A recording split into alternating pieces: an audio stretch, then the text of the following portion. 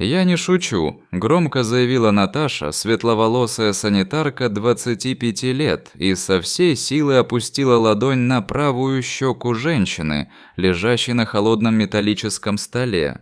От звонкого хлопка кто-то ахнул, кто-то выронил инструменты. Никто не мог поверить, что та самая тихая девушка, еще вчера робко спрашивавшая совета у старших коллег, сегодня способна на такое безрассудство.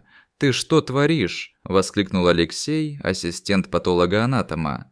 Его глаза расширились от ужаса, руки непроизвольно сжались в кулаки, и он закричал: «Она же мертва! Это жена миллиардера, о ней все газеты писали!» Повисла гнетущая тишина. Было слышно, как капли воды падали из-под плохо закрытого крана. Сердце Наташи бешено колотилось, ей казалось, оно выскочит из груди. Она посмотрела на тело и вдруг отпрянула. Ей показалось, что веки женщины дрогнули. Или ей померещилось. «Простите, я...» Начала Наташа, сама не понимая, что только что сделала. «Я не знаю, что на меня нашло». Но прежде чем кто-то успел восстановить порядок, то, что считалось телом, внезапно подало признаки жизни. Сначала слабо дрогнула рука, затем последовал хриплый вдох, и в следующую секунду женщина распахнула глаза. На ее лице отразились ужас и боль. Она пыталась крикнуть, но не могла. Несколько человек в ужасе отпрянули от стола, кто-то снова уронил инструменты. «Боже, она жива!» – прошептала одна из медсестер. Людмила, чья работа заключалась в помощи при вскрытии и поддержании порядка в патологоанатомическом отделении. Наташа, не в силах вымолвить ни слова, схватилась за ближайшую каталку, ее руки дрожали.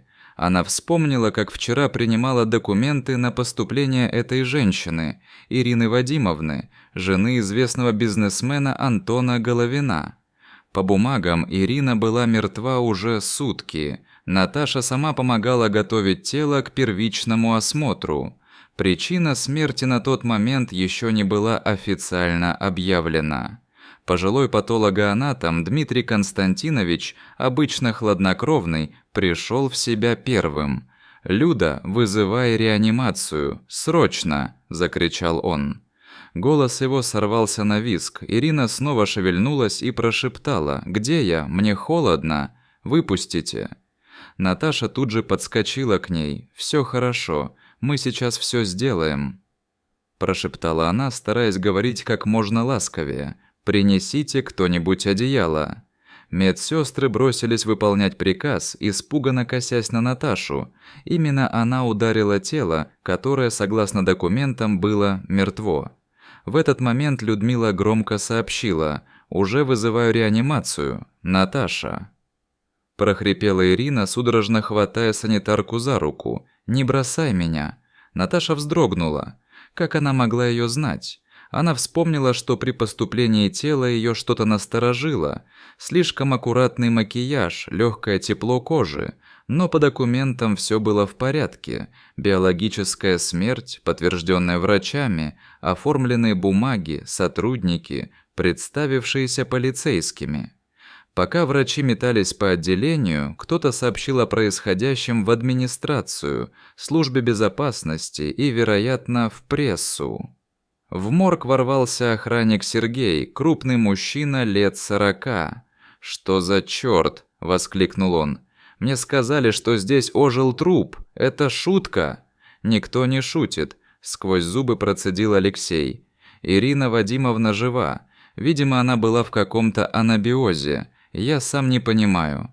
Пока реаниматологи подключали Ирину к аппаратуре, давление было крайне низким, пульс едва уловим. Один из врачей воскликнул: «Метаболизм слишком медленный, почти как в искусственной коме, но она действительно жива». Вскоре в помещение вошел высокий худощавый следователь Роман Викторович Волошин и его помощник, суровый оперативник по фамилии Савельев.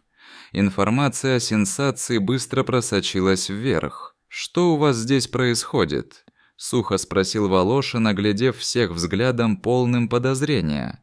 «Мы сами в шоке», – откликнулся Алексей. «Скорая уже работает с ней. Мы пока понятия не имеем, как такое могло произойти. Кто ударил ее? Спросил следователь, уже зная ответ, и подошел к Наташе. «Ваше имя? Наташа Лебедева. Мне 25 лет», – ответила девушка. «Расскажите коротко, без эмоций, что произошло». Наташа, бледная как стена, начала рассказ. Волошин молча слушал, изредка делая пометки. «Вы понимаете, что могли быть обвинены в насилии над телом или даже в попытке убийства?» – спросил полицейский. «Да, но если бы я не сделала этого, ее бы уже вскрывали. Я не хотела навредить, правда?» Реаниматологи подтвердили, что состояние Ирины стабилизируется. Волошин настаивал на допросе, но врачи настояли на переводе в отделение под охраной. Наташа на мгновение почувствовала облегчение, но неожиданно Ирина попросила вызвать следователя. «Я сама это подстроила», – выдохнула она, лежа в палате. «Это не покушение. Я хотела умереть, чтобы сбежать». Далее последовал шокирующий рассказ. Она устала от мужа, от контроля. У нее был любовник, Денис. Они нашли людей, которые подделали документы и ввели препарат, вызывающий клиническую смерть. Но что-то пошло не так. Человек, который должен был ее выкрасть из морга, не успел или бросил ее. Кто-то хотел, чтобы я действительно умерла. «А потом я почувствовала удар и очнулась», – прошептала Ирина. Пока полиция искала участников аферы, в больницу ворвался Антон Головин. Он был потрясен и требовал встречи с женой, но она отказалась. На допросе Ирина призналась, что перед смертью перевела крупные суммы на счет любовника. План был исчезнуть, инсценировать похороны, уехать за границу, но все сорвалось. А теперь предательство. Денис пытался действительно ее убить. Вскоре его задержали. Он планировал пересечь границу с поддельными документами. Финал был почти предсказуем. Денис получил срок, Ирина предстала перед судом, но благодаря сотрудничеству избежала тюрьмы.